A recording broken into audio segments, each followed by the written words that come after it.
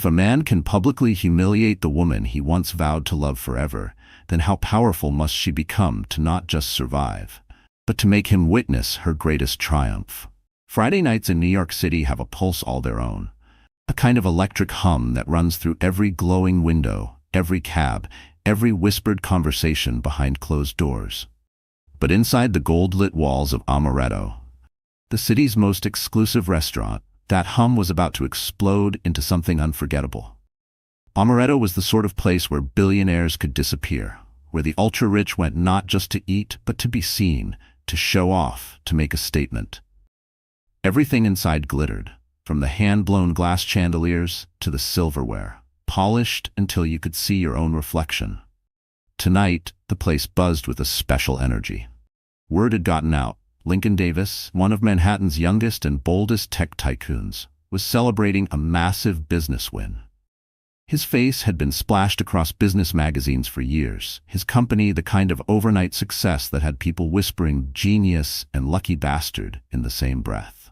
But tonight, Lincoln wasn't with his wife. He was seated at the best table, right under the biggest chandelier, his arm draped around Ruth, a woman who practically glowed with ambition and hunger, her eyes scanning the room for anyone watching. Lincoln laughed louder than he needed to. He ordered a third bottle of Dom Perignon, ignoring the price and the whispers from neighboring tables. For him, tonight was about victory, about showing the world that he was untouchable. The entire restaurant seemed to orbit around his table, even as waiters in starched jackets floated by with tiny plates of caviar and truffle risotto. Ruth leaned in close, her hand on Lincoln's knee, whispering jokes meant only for him, but loud enough that everyone could see their intimacy. She wanted to be noticed, to be envied. But as Lincoln soaked up the attention, he didn't notice the way the maître d' suddenly froze at the entrance. He didn't see the sharp intake of breath, the quick scan of the guest list. The maître d', a man who prided himself on knowing every face in the city's power circles, stood a little taller as the restaurant's heavy doors swung open. That's when the air changed. A hush swept across the dining room, so swift and absolute that even the orchestra's music seemed to hesitate. The door had opened to reveal a woman who walked not with arrogance, but with a quiet, understated confidence that drew every gaze. Her name was Harper Elise Montgomery, Lincoln's ex-wife. She didn't need diamonds or a designer gown to command attention. Her presence alone did that. She wore a deep navy dress, simple but perfectly tailored, her hair swept back to reveal the gentle curve of her cheek and the unmistakable glow of pregnancy. People didn't just look, they stared.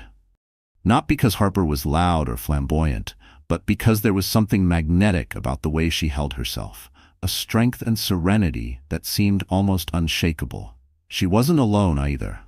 Walking at her side was another man, someone most people in the room recognized immediately, even if they'd only seen his face in the financial news. August Drake, the billionaire investor who could make or break entire industries with a single phone call. Tall, imposing, with a reputation for never appearing in public unless there was a reason, August guided Harper with a subtle protectiveness, his hand hovering just behind her back. Lincoln's laughter died in his throat the moment he saw them. At first he tried to play it cool, forcing a smile, squeezing Ruth's hand a little tighter. But he couldn't stop himself from staring. The woman he'd once dismissed, the wife he'd taken for granted, was now the center of attention. And the man with her? That was enough to make even Lincoln Davis nervous. All around the room, the whispers began. Some recognized Harper from old society photos, others from charity events. But most people only knew her as the ex, the woman Lincoln had left behind in pursuit of someone younger, flashier, less complicated. Yet tonight, as Harper took her seat at a candle-lit corner table, it was clear that she was anything but left behind. Meanwhile, at table 6, Ruth's lips curled into a slight sneer. She squeezed Lincoln's hand a little too tightly. "Well, isn't that your ex?" she murmured, her voice dripping with mock innocence. "And she's pregnant. Cute." Lincoln felt a wave of embarrassment, but quickly tried to mask it. "Doesn't matter," he said, but the words rang hollow, even to him. What neither Ruth nor Lincoln realized was that tonight's dinner was about to become something much more than a celebration. It was about to become the scene of a reckoning. Because even as the appetizers arrived, tiny towers of crab and avocado, foie gras and brioche, August Drake was whispering to Harper. His eyes never left hers, his voice low and serious. And then, in a moment that seemed almost surreal, August dropped to one knee. All conversation in the restaurant died. Every head turned. Ruth's mouth fell open in shock. Lincoln's hands went numb. August pulled a small velvet box from his jacket. Inside, a diamond that caught every flicker of candlelight and scattered it across the room. "Harper," he said, his voice resonant and clear enough for every guest to hear. "I know we haven't known each other long in years, but I feel like I've waited my whole life to meet you. Will you marry me? Will you let me love you, protect you, and raise your child as my own?" Silence. Total, breathtaking silence. Harper's eyes filled with tears, not of sadness but of gratitude and astonishment. She nodded and the room erupted. People applauded, some stood, a few even cried. Ruth was frozen, her expression twisted in disbelief. And Lincoln felt the world tilt beneath him. The woman he had once called his own was being given the kind of love, respect, and future he had never even thought to offer. For a long moment, it was as if the city itself paused. In the most exclusive room, on the most exclusive night, the most exclusive offer had just been made. Not to a socialite, not to an heiress, but to a woman who had once been told she wasn't enough.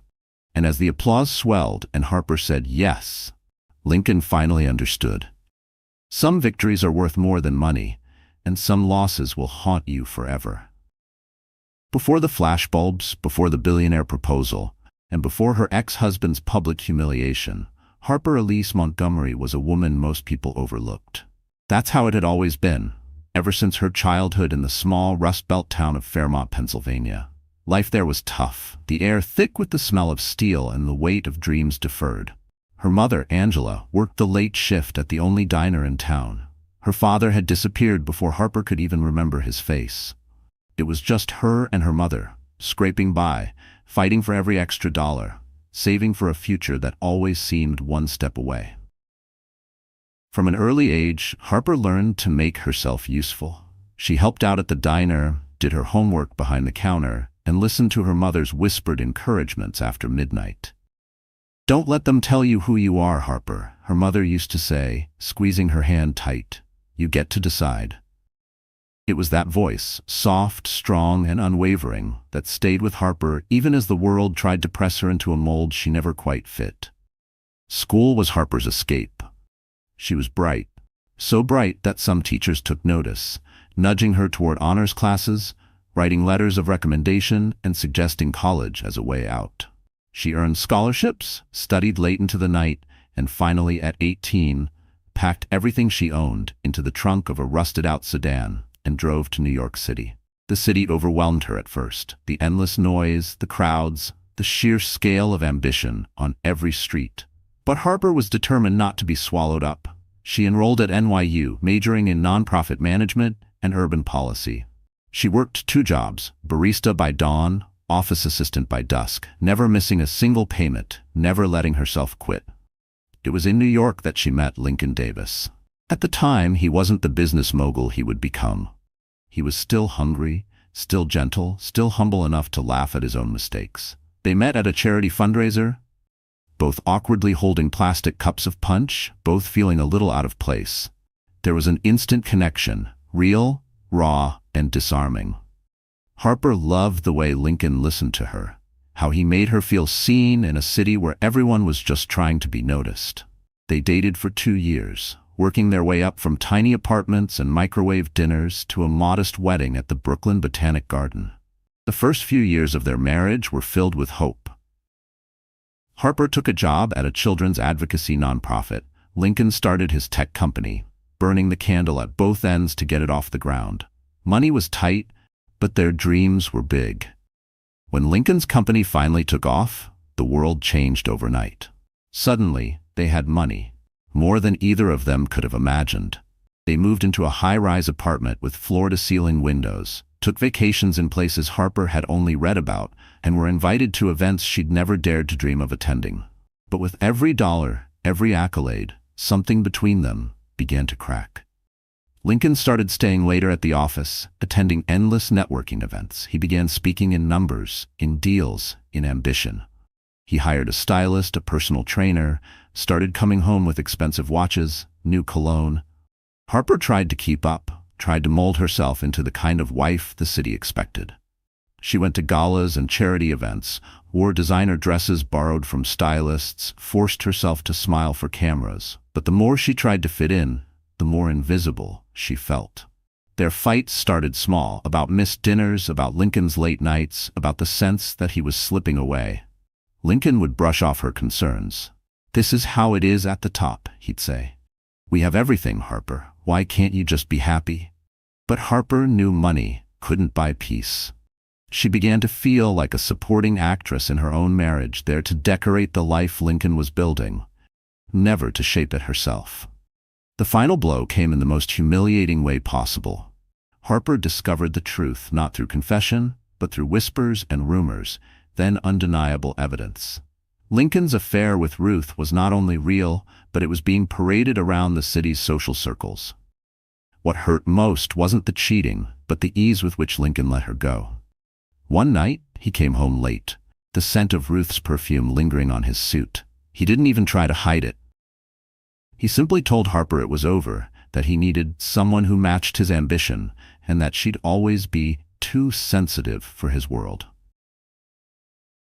That night, Harper packed her things and left the penthouse with nothing but her pride and a single suitcase. She moved into a small apartment in Brooklyn, lived off her savings, and tried to piece her life back together. The tabloids wrote about her as the discarded wife, speculating on her next move, some even mocking her for her plain looks and lack of sophistication.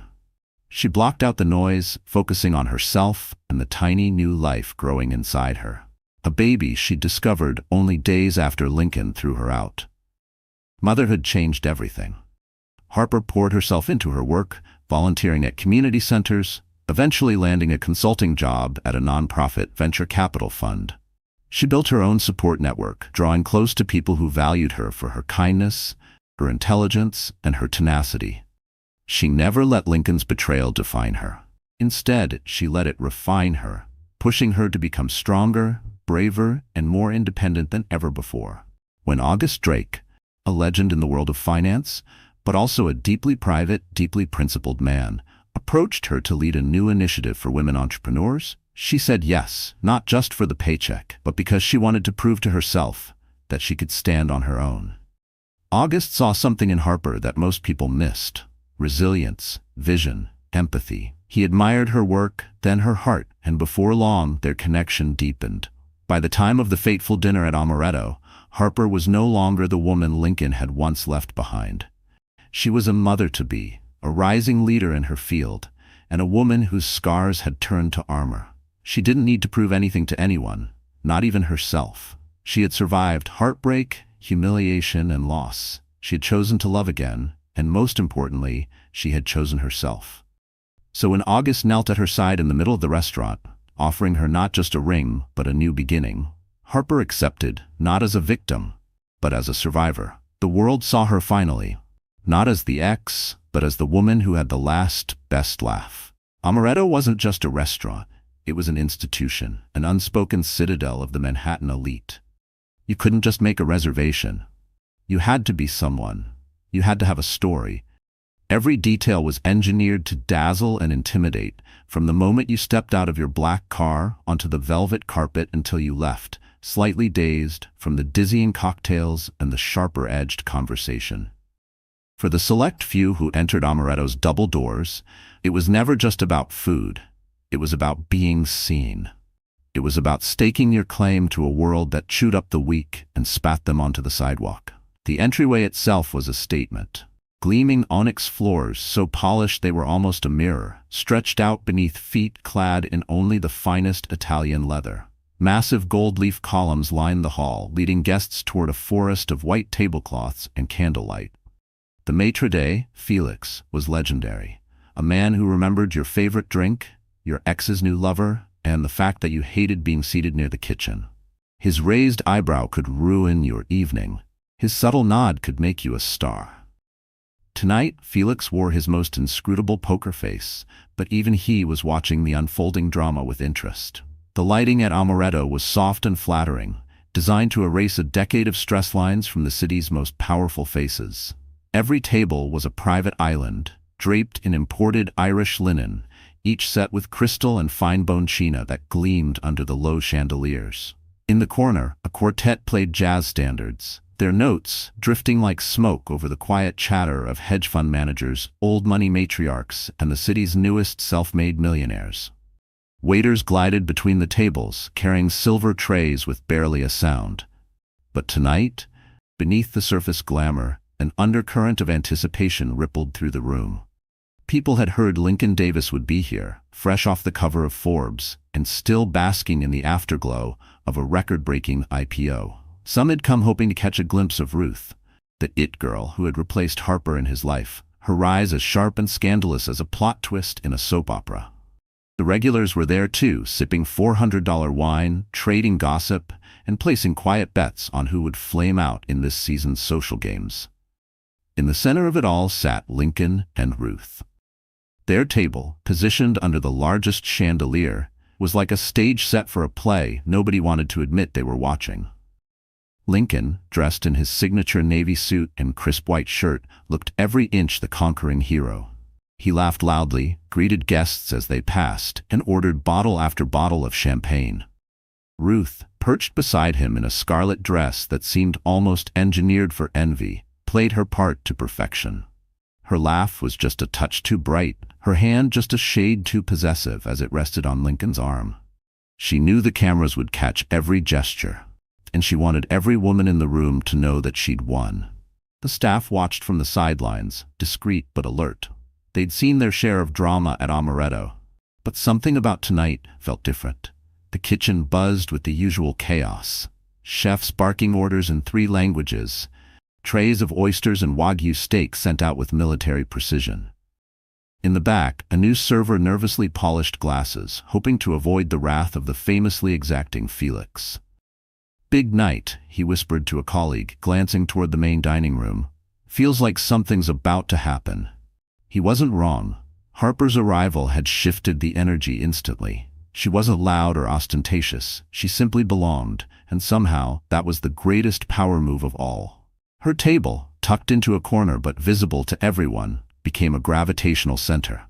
Guests who claimed not to care about old drama found their eyes wandering in her direction. Who was the tall, distinguished man with her? Some recognized August Drake, others only felt the weight of his presence. But everyone, absolutely everyone, sensed that this was no ordinary dinner. From her table, Harper could feel the stares. It was a strange reversal. For so long, she had been the invisible woman, the one who faded into the wallpaper while Lincoln played king. Now she sat tall, every movement deliberate, her hand resting gently on her belly. She felt the warmth of August's attention, the comfort of his presence. She also felt a kind of power she'd never known, the power of being utterly unashamed of who she was and who she'd become.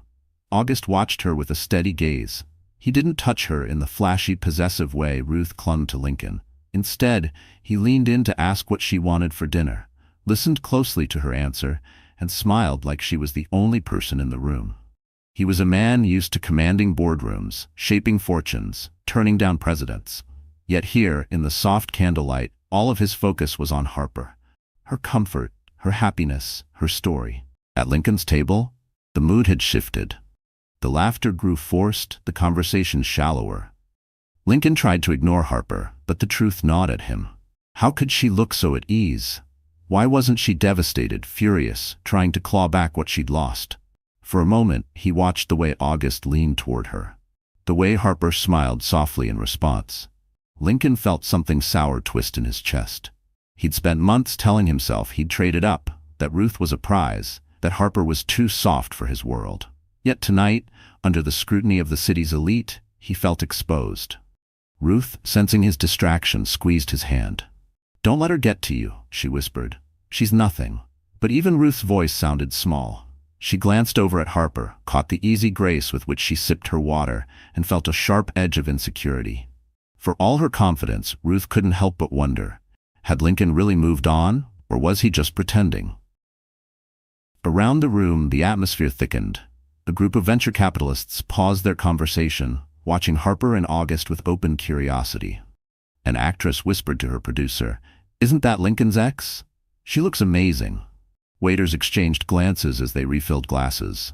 Even Felix, unflappable as ever, lingered a little longer by Harper's table, offering a rare smile. The night stretched on. Courses arrived: lobster ravioli, truffle risotto, rare steaks paired with rare wines. Toasts were made, photos snapped, more than a few secrets traded beneath the hum of the quartet. Through it all, Harper remained poised, refusing to shrink or apologize. She knew she didn't have to perform. She was simply, finally, enough. By the time August reached into his pocket for the velvet box, everyone was watching. The stage was set, the spotlight waiting. And Amaretto, for all its glitter and spectacle, had never seen a show quite like this. Lincoln Davis was the kind of man who didn't just want to win, he needed everyone to see him winning. From his earliest days, he'd been told that the world belonged to men who took risks, who pushed harder, who wanted it more than anyone else. He was the son of a construction foreman and a school secretary from upstate New York. Smart, ambitious, but always outside the velvet ropes. He watched the city from a distance as a teenager, vowing one day to make it his own. He hustled for scholarships, skipped meals to save subway fare, and slept 4 hours a night just to graduate at the top of his class at Columbia. That hunger never went away. In college, Lincoln was the guy who could charm a professor and close a deal in the same breath. He worked every angle, made the right friends, and turned internships into job offers. And then, with a single brilliant idea, turned those jobs into an empire. By 30, he was the CEO of Davis Innovations, a tech company whose apps changed the way the city moved, shopped, and spent. He was celebrated on magazine covers, courted by investors, and invited to every exclusive event in New York. But with every rung he climbed, something shifted inside him. He started believing his own hype. He told himself he was special, unstoppable, deserving of more, always more. He hired image consultants, personal trainers, and a publicist who made sure no one ever saw him sweat. He collected luxury, cars, watches, penthouse views, as if the right accessories could erase the scars of his childhood.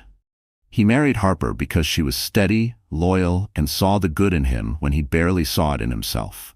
But as the money came in, Lincoln wanted more than loyalty. He wanted adoration. Lincoln's world was ruled by image. He cultivated his public persona like a prized garden, always manicured, never a leaf out of place.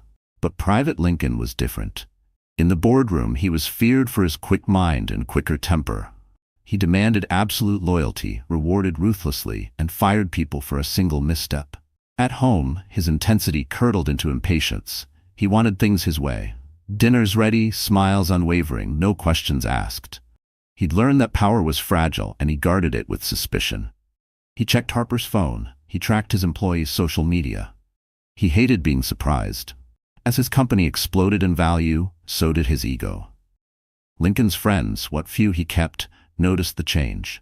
He stopped returning calls. He missed birthdays and anniversaries. He began speaking in press release language, describing even private moments as on brand. He justified it all as necessary. "You think Elon Musk ever takes a day off?" he'd say when Harper asked for a weekend away. "If you want the life, you live with the sacrifices." He convinced himself Harper was holding him back.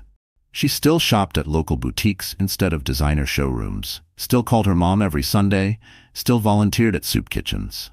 Lincoln saw her humility as weakness, a liability for a man with ambitions like his. He wanted a partner who'd dazzle in front of cameras, who could trade quips with CEOs and models. So when Ruth appeared, a woman who glowed in the spotlight and loved to be seen, Lincoln was seduced by her confidence. Ruth made him feel younger, sharper, more alive. The affair began as a thrill, a secret victory. Ruth was 28, brilliant, unapologetic, the marketing director at a rival firm. She'd grown up in LA, survived on her own since 16, and treated every room like it was already hers. She saw Lincoln not just as a lover, but as a career move, a man to conquer. They met in luxury hotel bars, on business trips to Paris and Tokyo, in penthouse suites with city views. At first, Lincoln kept Harper and Ruth on separate tracks. But the more he had Ruth, the more he resented Harper. It wasn't enough to win. He needed Harper to know she'd lost. When Lincoln finally ended things with Harper, he was cold, even cruel. He told himself he was being honest, that he was doing her a favor. He never expected her to fight back, to challenge him. He assumed she'd retreat, that she'd fade into the background like so many others he'd stepped over. For Lincoln, winning wasn't just about what you gained, it was about what you made others lose. But Lincoln underestimated Harper's resilience, and the city never truly forgets a public betrayal. Even as Ruth slid into Harper's place, something shifted. The press began to circle, reporters sniffing for cracks in Lincoln's golden boy image. Old friends distanced themselves. Investors started asking tougher questions. Harper's absence wasn't just personal, it became a problem for Lincoln's brand. The devoted husband persona was gone, replaced by whispers of scandal. At first, Lincoln ignored it. He doubled down on business, threw bigger parties, bought louder toys. But the harder he tried to outrun the fallout, the more it followed him. Ruth was demanding. Her ambitions didn't stop with being his girlfriend. She wanted more, always more. A ring, a stake in his company, a seat at the table. And when Lincoln hesitated, she reminded him of how quickly fortunes can change in this city. "Don't forget who really made you, baby," she'd whisper, a knife wrapped in velvet. The night at Amaretto was supposed to be a victory lap, a way for Lincoln to show the world he was still on top, still the man everyone wanted to be.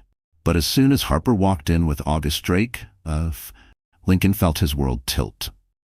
He couldn't look away, couldn't enjoy Ruth's laughter or the congratulations from other guests. He saw Harper's confidence, the way people gravitated toward her, and it gnawed at him. He drank too much, said too little, and for the first time in years felt truly out of control. Ruth noticed, and the tension between them sharpened. "She's just trying to make you jealous," Ruth hissed. "Don't let her win." But Lincoln knew it was deeper than that. For the first time he wondered if maybe, just maybe, he hadn't won at all. As the room buzzed and August reached for the ring, Lincoln's hands trembled. For years he'd believed he was the star of the show, the master of every room he entered. But now, under the unflinching lights of Amaretto and the eyes of everyone who mattered, Lincoln realized the truth. Power could be fleeting, love could be lost, and sometimes your greatest enemy was the ghost of the person you used to be. The night at Amaretto was meant to be Lincoln's victory parade. But as the evening unfolded, the energy in the room twisted into something electric and dangerous. By the time dessert was served, every guest in the restaurant could sense that something extraordinary was about to happen. The anticipation was thick as the signature dessert, a chocolate sphere melting under a cascade of flaming cognac, arrived at each table. Even the quartet seemed to play softer, as if their music didn't want to miss a word of what was coming. Lincoln's table, so vibrant an hour before, now buzzed with a quiet, almost nervous tension. Ruth picked at her dessert, eyes darting toward Harper's table, while Lincoln sat stiff, swirling the remnants of his brandy, but barely tasting it. His laughter had dried up, replaced by tight smiles and distracted nods. The people around them, other tech founders, socialites, editors, and even a minor celebrity or two, could sense the shift. The spotlight was no longer on Lincoln. It was following Harper. Across the room, Harper looked almost serene, her posture relaxed, her laughter light as August Drake leaned close to whisper something in her ear. The billionaire had a way of commanding attention without trying, and tonight the world's eyes seemed to rest on him and her. For so long, Harper had felt invisible at events like this, just another accessory on Lincoln's arm. Tonight she was her own sun, radiating a quiet, irresistible strength. The first hint of public spectacle came not from Lincoln, but from Ruth. Maybe it was the champagne, maybe it was months of living in Harper's shadow, maybe it was the realization that even with Lincoln on her arm, she hadn't won. Whatever the reason, Ruth decided to strike. She stood abruptly, her red dress catching the candlelight, and glided toward Harper's table with a forced, dazzling smile that didn't reach her eyes. "Harper!" What a surprise! Ruth's voice rang a bit too loudly, ensuring everyone nearby could hear. "I have to say you look radiant. Pregnancy suits you, I suppose." The room stilled. Some diners pretended not to listen, but their forks hovered midair. Harper, never one to rise to a bait, smiled back calmly. "Thank you, Ruth. I hope you're enjoying your evening." "Oh, I am." Ruth replied, her eyes flickering to August. Looks like you found yourself a nice upgrade. August didn't flinch. In fact, he smiled. One of those slow, intimidating billionaire smiles. It's funny you say that, Ruth. I was just telling Harper she's the real reason I came out tonight. I don't normally attend these things, but for her, I'd clear my entire calendar. Ruth, stung, tried to laugh it off, but her voice was brittle. Isn't it odd, though, Lincoln? She called over her shoulder, waving to him. All those years you spent trying to build her up, and now look at her, glowing because of someone else's money. That was all Lincoln could take. He stood, napkin tumbling to the floor, face flushed with anger and embarrassment. That's enough, Ruth, he said, but his voice didn't have its usual authority. Instead of supporting him, the crowd seemed almost amused. A few phones even rose discreetly, recording what was quickly turning into a scene. The staff exchanged wary looks. Scandal was bad for business, but tonight, even Felix, the maitre d', wasn't sure who was in charge. Harper looked at Lincoln, really looked at him, as if seeing him for the first time in years. She didn't see the man she'd once loved, or even the one who'd betrayed her. She saw a man terrified of losing everything, desperate for approval, grasping at control. She could almost pity him. August, seeing the moment, gently stood beside Harper. Is there a problem, Lincoln? He asked, calm but commanding. Because from where I'm standing, it seems like you should be congratulating Harper. She's about to have a baby, and tonight, she's about to have a whole new future. Suddenly, the room went quieter. People realized this wasn't just gossip. Something monumental was about to happen. Then, as if on cue, August reached into his jacket and took out a small velvet box. Harper, he said, lowering himself to one knee right in the middle of Amaretto. I know we've both had our share of heartbreak, but I also know I've never met anyone braver, kinder, or more worthy of love. I want to spend my life with you. Will you marry me? A gasp rippled through the room. Lincoln, speechless, could only stare as the man he could never hope to outshine made a public declaration that dwarfed every business deal, every accomplishment, every calculated victory Lincoln had ever chased. Harper, caught off guard but moved to tears, nodded. Yes, she whispered, her voice trembling. Yes, I will. The restaurant erupted. Applause broke out, genuine and loud. Some diners even stood, clapping. Felix, the maitre d', stepped forward with a champagne toast. August slipped the dazzling ring onto Harper's finger, and she beamed with a happiness that was impossible to fake. And Lincoln felt the world spin. The phones were out now, flashes lighting up the table as social media influencers, business reporters, and even the kitchen staff caught the moment. In real time, the story was spreading. Billionaire proposes to pregnant ex-wife of tech mogul at his own celebration dinner. Ruth, mortified, melted into the background, her ambitions for the night forgotten. The power had shifted. In less than 5 minutes, everything Lincoln thought he controlled, his reputation, his narrative, his future, was gone, handed to the woman he'd once called too soft. And for the first time, Lincoln realized that he wasn't the story's hero, or even its villain. He was just a lesson.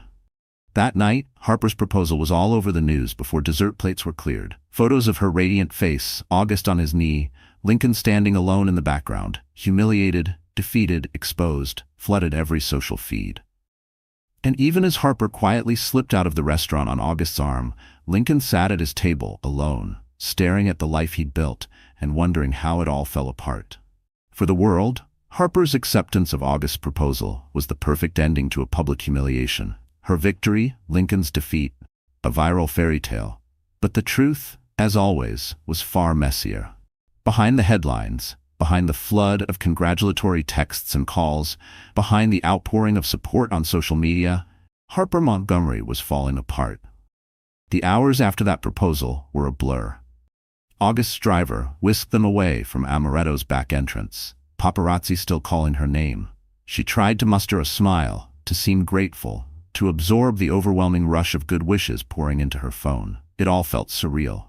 The ring on her finger sparkled with promise, but her heart felt heavy, knotted with exhaustion and confusion. In the dark of the limo, August squeezed her hand gently. "You okay?" he asked, voice soft, eyes searching her face for cracks. Harper tried to answer, but her voice caught in her throat. Her mind spun with images, the flash of cameras, the shock on Lincoln's face, Ruth's shrill laughter, the hush before August knelt down, the applause, the storm of attention that followed. For the first time in months, she wanted nothing more than to disappear. August, sensing her unraveling, let the silence stretch. "We don't have to do anything you don't want," he murmured, his tone laced with understanding. "We can go home. We can go anywhere." Home. The word ached. Harper's home used to be the penthouse she'd shared with Lincoln, now just another memory carved out by betrayal. Her Brooklyn apartment, filled with thrift store furniture and the scent of lavender, felt safer, but small and lonely. The world had celebrated her triumph, but Harper only felt empty. They arrived at her apartment building, and August insisted on escorting her upstairs. The street outside was quiet, but she knew the city was buzzing with her name. She closed the door behind them, kicked off her shoes, and collapsed onto the couch, finally letting the tears fall. It wasn't just the events of the night, the spectacle, the ring, the proposal. It was months, years, of holding it together, of trying to be enough, of pushing through heartbreak after heartbreak. Now, when the world thought she was winning, she just felt so tired. August sat beside her, not saying a word. He knew that sometimes presence mattered more than advice. Harper clung to a pillow, knees pulled tight to her chest. "Everyone thinks I'm this hero now," she said finally, voice shaky. "They don't know I almost fainted at the table. They don't know how scared I was." "You're allowed to be scared," August said softly. Harper shook her head. "I spent so long trying not to cry, trying to be strong for everyone, for Lincoln, for the press, for the baby. And now all I want to do is scream." August nodded, gently reaching out to tuck a strand of hair behind her ear. "You don't have to be strong all the time. Not with me." She let out a shuddering breath. "What if I'm making a mistake? What if I'm just running away from my pain and straight into something new, just because it's easier than being alone?" August's eyes softened, full of empathy, not wounded pride. "You're not running, Harper. You're surviving. You're making choices. That's real strength, even if it feels like falling apart." But that night, after August left and the city fell quiet, Harper's doubts multiplied. Alone in her bedroom, she stared at the ring, feeling the full weight of everything she'd lost and gained. She thought of her baby growing inside her, and the future she now had to build. One that didn't fit any of the neat narratives playing out in the headlines. Sleep wouldn't come. Her mind replayed the dinner at Amaretto in excruciating detail. Ruth's taunts, Lincoln's broken expression, the way the entire restaurant seemed to watch her every move. Had she really wanted this attention? Did she want the life August was offering? Or was she just desperate for something to fill the void Lincoln had left? These questions clawed at her, keeping her awake as the city buzzed outside. The next morning, she woke with swollen eyes and a pounding headache. The world hadn't paused for her pain. Reporters camped outside her building. Social media trended with her name, Harper Wins, from housewife to billionaire bride. But nobody saw the mess behind the headlines. Her phone overflowed with messages. Old friends, distant family, journalists, even strangers sharing their own stories of heartbreak and rebirth. She read a few, then tossed the phone aside. The baby kicked, as if reminding her of what mattered. Harper pressed a hand to her belly and let herself cry again, softer, quieter this time. The tears were different now, less about Lincoln, more about the fear of failing herself and her child. What if she wasn't strong enough for all of this? What if she let August down? What if she let her baby down? The anxieties spiraled. She skipped breakfast, unable to keep food down, pacing her small living room until her feet ached. A call from her mother's number went unanswered. When August texted to check in, she waited hours before replying with a simple, "I'm okay." She wasn't. She was lost. By the afternoon, Harper reached her breaking point. She stood in front of her bathroom mirror, barely recognizing her own reflection.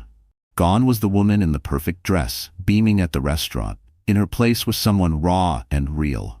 Eyes red, hair tangled, shoulders slumped under invisible weights. She splashed cold water on her face, gripping the edges of the sink. "You have to get it together," she whispered to herself, voice trembling. "For the baby. For you." But she couldn't do it alone. And that realization, that even the strongest women need help, was the first crack of hope breaking through the wall of despair. Harper called her therapist, booking an emergency session.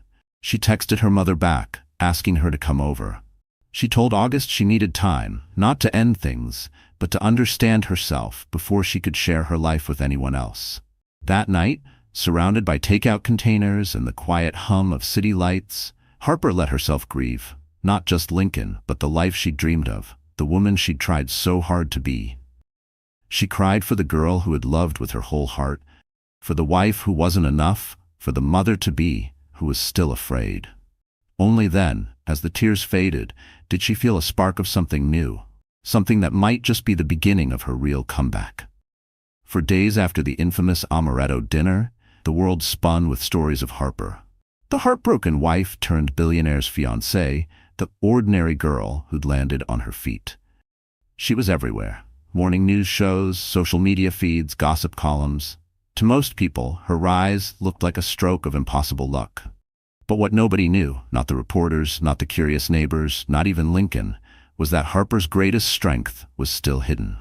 It began with a letter, hand-delivered, slipped under her door early one morning as the city was still blinking itself awake. The envelope was heavy, the kind you feel before you see. Harper opened it slowly, expecting more press requests or a generic congratulations. Instead, she found a note in neat handwriting. Ms. Montgomery, please contact me at your earliest convenience. We have urgent business to discuss regarding your late grandmother's estate. Samuel Lynn, Lynn & Associates. Harper's heart skipped.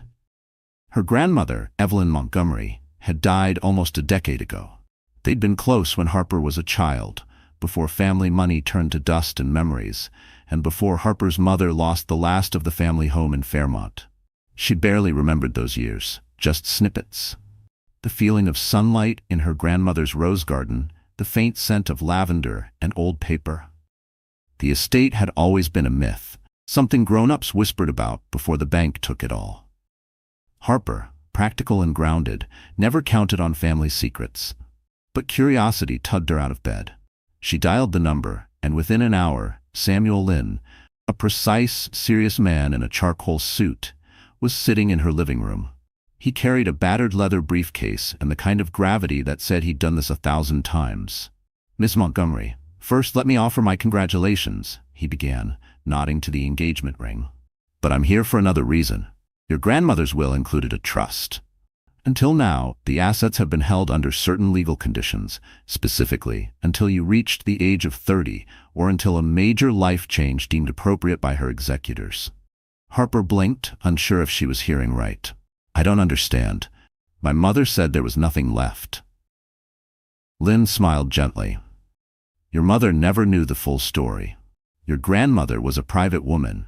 She wanted you to have a chance at a real life, one built on your own merit. But she also wanted to make sure you'd be protected if you ever needed it. When news of your engagement and pregnancy made headlines, the conditions of the trust were triggered. He opened the briefcase, laying out documents and ledgers. You are now the sole beneficiary of the Montgomery Family Trust. The assets include stocks, real estate, art, and a controlling stake in Montgomery Holdings, a company you may not know but which holds patents and real estate across several states. In total, the estate is valued at... He slid a page forward, the number circled in blue ink. Harper's breath caught. $87 million. She sat back, stunned, words dissolving on her tongue. This can't be right. It is, Lynn confirmed, and it's yours as soon as you sign these papers. Harper laughed, a shaky, unbelieving sound. All these years I've been scraping by, hustling, working 2 jobs, and... Your grandmother wanted you to become your own woman. She also wanted you to know, when the time was right, that you were never powerless. In that moment, something inside Harper shifted. The world had always seen her as the underdog, the woman who got lucky because a billionaire fell in love with her. But the truth was, Harper had always had power. She just never relied on it. She realized, maybe for the first time, that she wasn't surviving on luck. She had a legacy, a foundation, and a future she could control. Lynn left the documents with her, urging her to take her time. As soon as he was gone, Harper collapsed onto her couch in tears.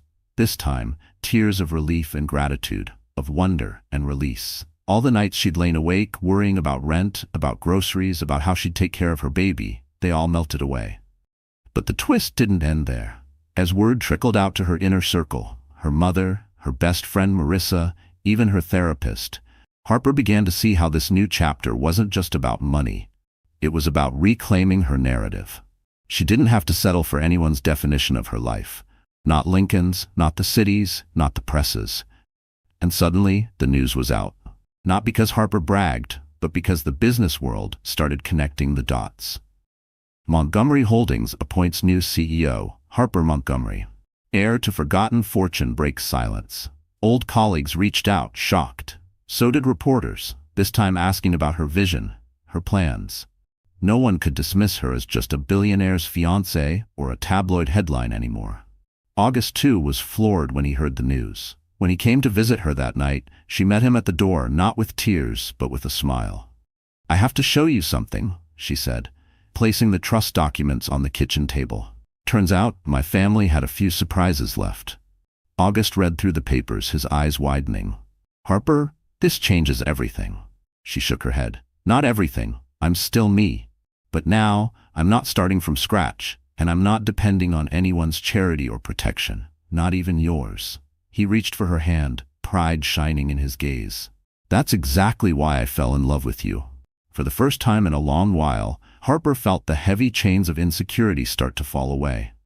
She was more than a survivor. She was a builder, a leader, an inheritor of a powerful legacy. The world thought they'd seen her transformation when she said yes to August at Amaretto. But that was just the beginning. This was her twist. This was her power. By the next morning, Harper had a new agenda, her own. She was done living in reaction to other people's choices. She was ready to fight for her future on her terms, with a strength no one would ever doubt again. The twist had been set in motion, but what Harper did next shocked even those who thought they knew her best. The revelation of her inheritance, the trust, the company, it all could have been just another story of a woman lucky enough to be born into old money. But Harper wasn't interested in living anyone else's narrative. She'd spent enough of her life shrinking herself, apologizing for her ambition, letting others shape her future. Now, for the first time, she was ready to own every part of her life, her motherhood, her heartbreak, and her future. It started with a makeover, but not the superficial kind. Yes, there was the stylist, a woman named Dominique, who Harper found through her nonprofit work. Dominique had dressed senators and CEOs, but she listened to Harper with a humility that made her different. "We're not making you someone else," Dominique said, measuring Harper's shoulders for a new blazer. "We're showing the world the Harper you've always been, the Harper you've hidden." Together, they curated a new wardrobe. Tailored dresses, elegant but understated jewelry, power shoes that could survive a Manhattan boardroom or a Brooklyn playground. But the real transformation began inside. Harper booked sessions with her therapist, not to erase the scars of the past, but to honor them. She asked herself hard questions about love, self-worth, and what she wanted for her child. She allowed herself to rest for the first time in years, sleeping in on rainy mornings, eating breakfast without checking her phone, breathing deeply with her hands on her belly as her baby rolled and kicked in comfort. Harper's friends and family rallied around her. Marissa, her oldest friend, came over to celebrate with bagels and flowers, laughing and crying over the wild turns of fate. Harper's mother, Angela, showed up with childhood photo albums and a box of old love letters from Harper's grandmother. "You're not just carrying your baby, honey," Angela told her, squeezing her hand. "You're carrying every strong woman who came before you. Don't ever forget that." The media attention shifted too. At first, the press hounded her for sound bites about August and Lincoln. But when news of her role at Montgomery Holdings broke, the headlines changed. Suddenly, Harper was the mystery heiress, the next boardroom powerhouse, the single mother redefining what it means to have it all. She gave exactly 2 interviews, one for a women's business magazine, one for a nonprofit podcast, speaking not about scandal, but about her mission to invest in other women-led startups, to use her influence for something greater than revenge. Public perception swung sharply in her favor. Even her former critics admitted her poise and candor were refreshing. At events, she walked with her head high, not as someone's ex, not as someone's fiancée, but as her own woman. She began accepting invitations to galas and business conferences, not to be seen, but to build her network, her legacy. In one memorable appearance, she took the stage at a leadership summit, addressing an audience of young women who hung on her every word. "My story isn't a fairy tale," Harper told them. "I'm not a princess who was rescued. I'm a woman who rescued herself, who learned that pain doesn't have to define you unless you let it. Power isn't about money or revenge. It's about standing up, even when it feels impossible, and deciding what kind of life you want to live." Meanwhile, Lincoln watched her transformation from afar, and it ate at him.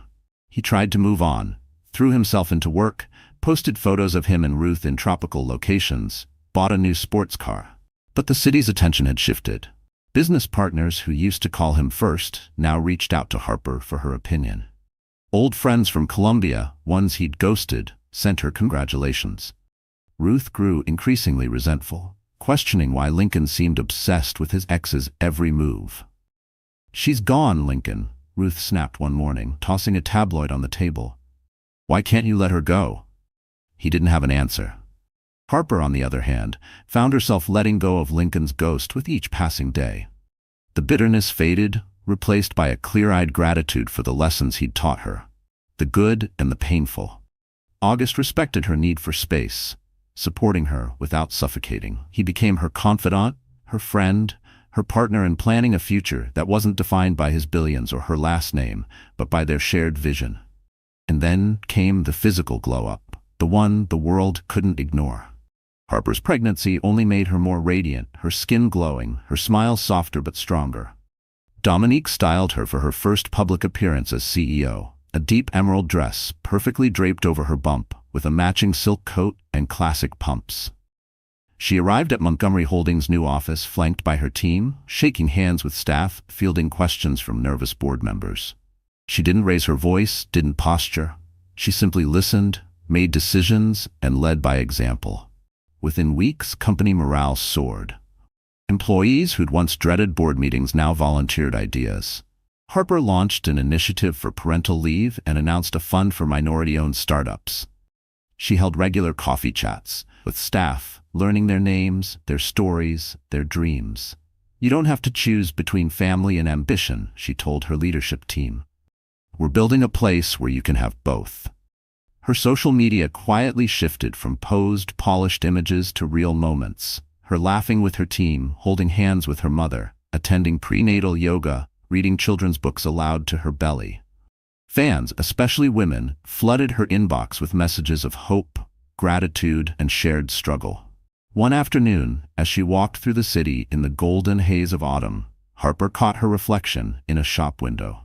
She barely recognized herself, not because she'd changed beyond measure, but because she finally saw the person she'd been fighting to become. She was proud, unashamed, and deeply alive. The city that once whispered about her heartbreak now watched in awe as she became a symbol of resilience.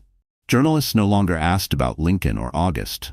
They wanted her thoughts on economic opportunity, on motherhood and leadership, on what it meant to be brave in the face of loss. As the weeks sped toward the annual gala, this time with Harper as a keynote speaker and August as her honored guest, the stage was set for her final public victory. She was ready, not for revenge, but for revelation. The glow-up was complete, but Harper knew the best was still to come. The night of the Bright Futures Gala arrived with all the electricity and spectacle the city could muster. It was the social event of the year, a gathering of New York's elite, business titans, celebrities, philanthropists, and the press. A place where legacies were cemented and scandals were whispered into crystal glasses. For weeks, the buzz had centered around one question: would Harper Montgomery appear? And if so, how? The venue was the grand ballroom of the Metropolitan Plaza, lit like a dream. 1,000 lilies perfumed the air. Photographers swarmed outside, hungry for shots of the city's power players. Lincoln Davis arrived with Ruth on his arm, both dressed to impress and determined to steal the spotlight back. Ruth wore a shimmering gold dress, her hair swept up in perfect waves, but there was a nervous tension in her smile. Lincoln, for all his bravado, felt it too. He told himself that tonight would be his chance to reclaim his narrative, to show everyone, including Harper, that he was still the king of the city. Inside, the event unfolded in a whirl of introductions, speeches, and champagne. Lincoln and Ruth worked the room, posing for photos and fielding hollow congratulations. But a strange hush fell as Harper's name was whispered down the marble staircase. Every head turned. Every conversation paused. Harper entered the ballroom on August Drake's arm. The crowd parted instinctively. Tonight she wore midnight blue, the color of possibility and power.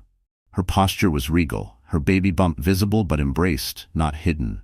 Her team flanked her, board members, friends, her mother and Marissa, each a testament to the support and success she'd built around herself. As they approached the dais, Lincoln's confidence faltered. He tried to hold Ruth close, but her eyes tracked Harper, both anxious and awestruck. People he once called friends drifted from his orbit, eager to shake Harper's hand, to congratulate her on the new CEO role, her philanthropy, her engagement. Lincoln felt the room shift, the power he once wielded now in someone else's hands. Then came the true moment of reckoning, the awards ceremony. As the MC announced Harper as the gala's guest of honor and keynote speaker, a gasp rippled through the crowd. Lincoln stared, disbelieving. This was his territory, his event, yet here was Harper standing at the very center, welcomed like royalty. Harper took the stage with a calm that radiated outwards. She didn't gloat or seek revenge in the conventional sense. Instead, her voice carried dignity and humility. "Thank you," she began, "not just for this honor, but for the chance to share my story, the truth, not the headlines.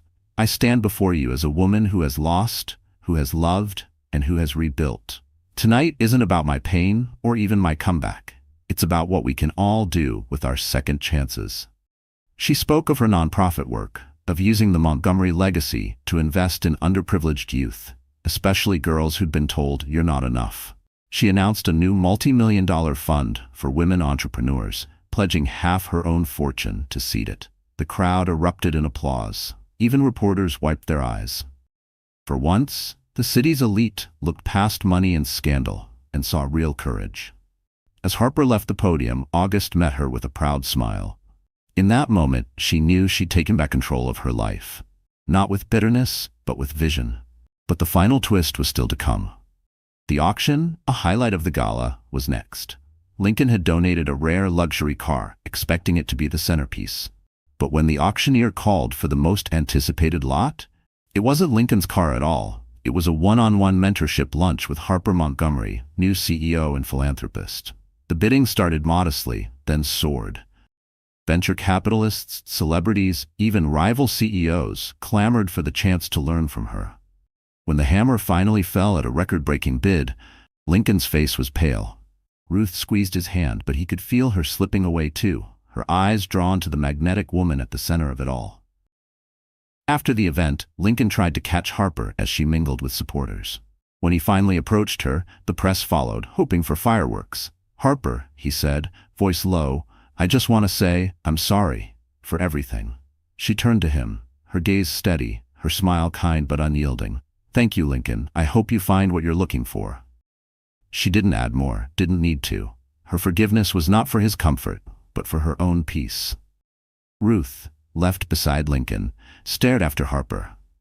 The envy in her eyes was mixed with reluctant admiration. She knew now that Harper's strength came not from any man's love, but from her own resilience. Ruth would remember that long after the gold of her dress faded. The night ended with reporters crowding Harper, not for gossip, but for wisdom. As she and August left the ballroom, her friends, her mother, and her new colleagues beside her, Harper felt the city's eyes on her, not as a victim or even as a survivor, but as a woman who had rewritten her own destiny. Lincoln, once the master of the room, stood in the shadow of the exit, learning the hardest lesson of all. The true measure of power isn't how many people you control, but how many you lift up when you finally stand tall. In that glittering ballroom, as the city's elite applauded Harper's grace, a new narrative was written.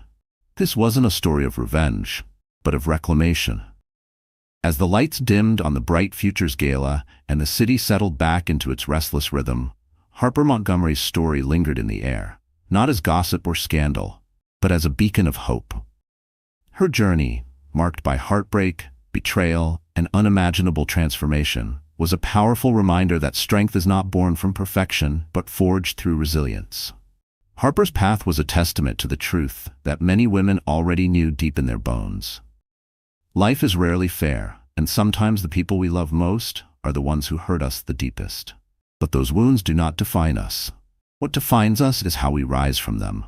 For years, Harper had been underestimated, overlooked, and dismissed. She had been the other woman, the discarded wife, the pregnant ex, but she refused to let those labels cage her spirit. Instead, she chose to rewrite her story, not by revenge, but by reclaiming her power with grace, intelligence, and unwavering courage. Her message to every woman watching or listening is simple. You are not weak because you have fallen. You are not broken because you have been betrayed. You are powerful because you have the strength to stand back up, to rebuild, and to shine on your own terms. Harper's journey shows us that success is not just about money or titles. It's about finding your voice after it's been silenced, about building a life that honors your true self, and about lifting others as you rise. The generosity she showed in dedicating her fortune to empower other women is a call to action. Success is sweetest when it's shared. In a world that often pits women against each other, Harper's story reminds us that solidarity and support are revolutionary acts. The friends, family, and mentors who stood by her played a crucial role in her comeback. Their belief in her gave her the courage to believe in herself. This is a lesson for us all. When women support women, incredible things happen. Harper's transformation was also a powerful lesson in self-love and forgiveness. She didn't spend her victory gloating or tearing down those who hurt her. Instead, she chose compassion and dignity, recognizing that forgiveness is not for others, but a gift we give ourselves to move forward without the weight of bitterness. Her story urges every woman to embrace her complexities, the fears, the failures, the scars, and see them as the foundation for growth. It challenges us to reject the false narratives society often imposes, and to define success on our own terms. For those who have been hurt by betrayal or loss, Harper's example offers hope. It shows that from the ashes of heartbreak, you can build a new life filled with purpose, joy, and love. It encourages women to seek help when needed, to prioritize mental health, and to never feel ashamed of vulnerability. Moreover, Harper's journey is a call to recognize the power of financial independence. Her inheritance was not just a windfall, but a tool she wielded with wisdom and responsibility. It underscores the importance of education, smart financial planning, and the courage to step into leadership roles traditionally dominated by others. As the new CEO of Montgomery Holdings and a prominent philanthropist, Harper now uses her platform to amplify voices that have been silenced and to create opportunities where none existed. She embodies the modern woman, complex, ambitious, compassionate, and unapologetically herself. Her story is far from over. As she prepares to welcome her child into a world she is actively shaping, Harper is not only building a legacy for herself, but for the generations of women who will follow. Her life is a living testament to the idea that no matter where you start, with resilience and determination, you can change the course of your destiny. For women watching this story unfold, let it be a source of inspiration and strength. You are capable of incredible things. You deserve love, respect, and happiness, not just as a dream, but as your reality. Don't be afraid to walk away from what no longer serves you, and don't be afraid to fight for the life you deserve. In the end, Harper's story is a celebration of the human spirit's capacity to heal and grow. It's a reminder that we are more than the sum of our hardships. We are architects of our futures, writers of our stories, and warriors of our own battles. So to every woman out there who has felt invisible, unworthy, or defeated, remember Harper Montgomery. Remember that your power lies within you, waiting to be unleashed. Stand tall, speak your truth, and never let anyone else's actions dictate your worth. Because in the story of life, you are the author, and the next chapter is yours to write. So the story has ended, and here we are. Wonderful friends, are you still here with me? If you really stayed until now, that means something in this story touched your heart, didn't it?